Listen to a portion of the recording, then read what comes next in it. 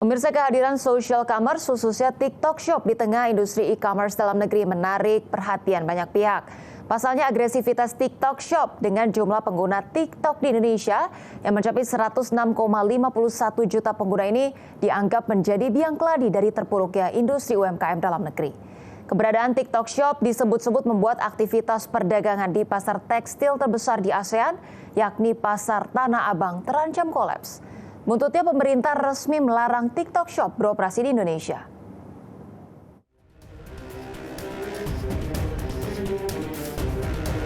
Pemerintah lakukan online yang ngobrol itu kita atur.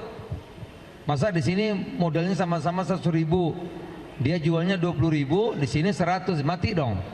Orang nggak belanja kemari kan? Nah ini diatur.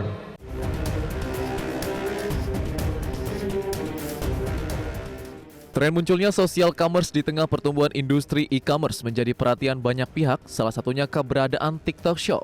Laporan We Are Social pada Oktober 2023 mencatat jumlah pengguna TikTok di Indonesia mencapai 106,51 juta.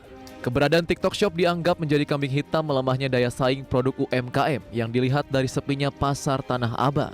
Akar persoalannya yakni TikTok menyediakan fitur berbelanja online dalam platform media sosialnya yakni TikTok Shop.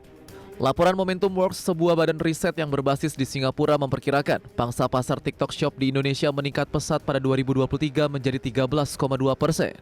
Sayangnya, agresivitas TikTok Shop berbanding terbalik dengan melemahnya pasar produk UMKM.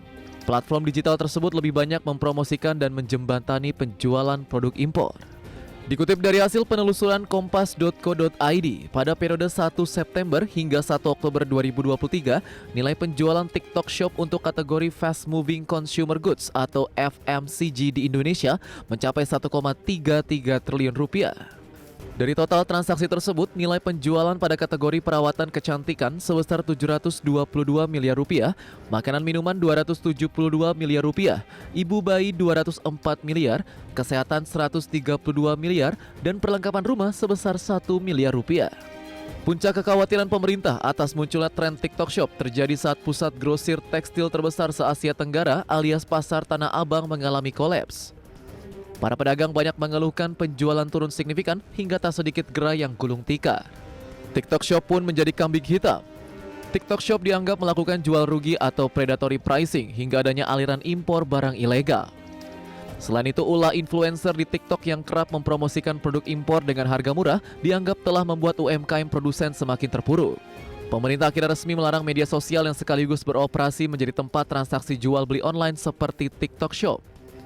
Larangan tersebut tertuang dalam Permendak Nomor 31 Tahun 2023 tentang perizinan berusaha, periklanan, pembinaan dan pengawasan pelaku usaha dalam perdagangan melalui sistem elektronik yang berlaku sejak 26 September 2023. Namun setelah berhenti beroperasi pada Oktober 2023, TikTok Shop resmi beroperasi kembali di Indonesia setelah berkongsi dengan Tokopedia. Berdasarkan keterangan resmi PT Goto Gojek Tokopedia Tbk, TikTok sepakat menyuntikkan modal kepada Goto sebesar lebih dari 1,5 miliar dolar Amerika Serikat atau setara 23 triliun rupiah. Pemerintah meminta TikTok untuk mematuhi aturan dan regulasi yang berlaku serta mengutamakan UMKM Indonesia. Pemerintah juga meminta TikTok tidak menjual barang impor yang dokumennya tidak lengkap. Hal tersebut dilakukan untuk melindungi konsumen di Indonesia.